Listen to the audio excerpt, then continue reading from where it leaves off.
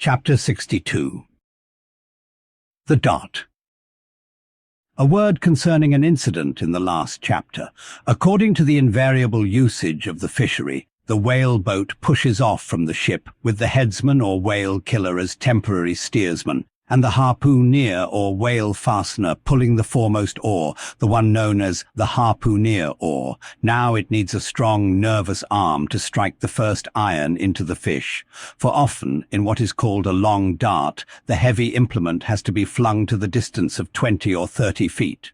But however prolonged and exhausting the chase, the harpooner is expected to pull his oar meanwhile to the uttermost. Indeed, he is expected to set an example of superhuman activity to the rest, not only by incredible rowing, but by repeated loud and intrepid exclamations, and what it is to keep shouting at the top of one's compass while all the other muscles are strained and half-started. What that is, none know but those who have tried it.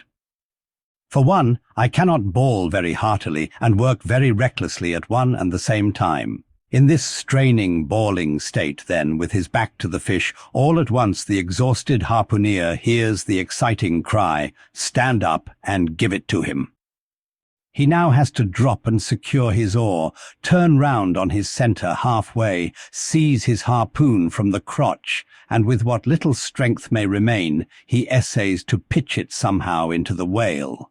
No wonder, taking the whole fleet of whalemen in a body, that out of 50 fair chances for a dart, not 5 are successful. No wonder that so many hapless harpooneers are madly cursed and disrated. No wonder that some of them actually burst their blood vessels in the boat. No wonder that some sperm whalemen are absent 4 years with 4 barrels. No wonder that to many ship owners whaling is but a losing concern, for it is the harpooner that makes the voyage, and if you take the breath out of his body, how can you expect to find it there when most wanted?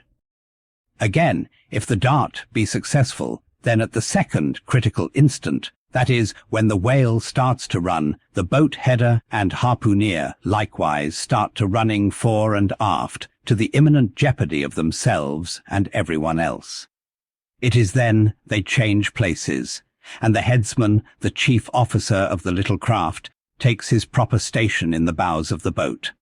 Now I care not who maintains the contrary, but all this is both foolish and unnecessary. The headsman should stay in the bows from first to last.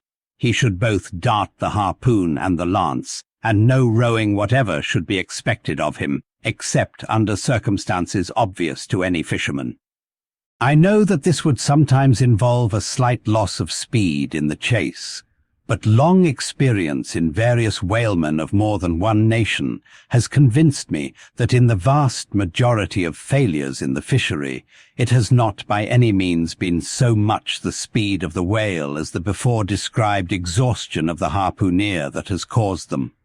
To ensure the greatest efficiency in the dart, the harpooners of this world must start to their feet from out of idleness and not from out of toil.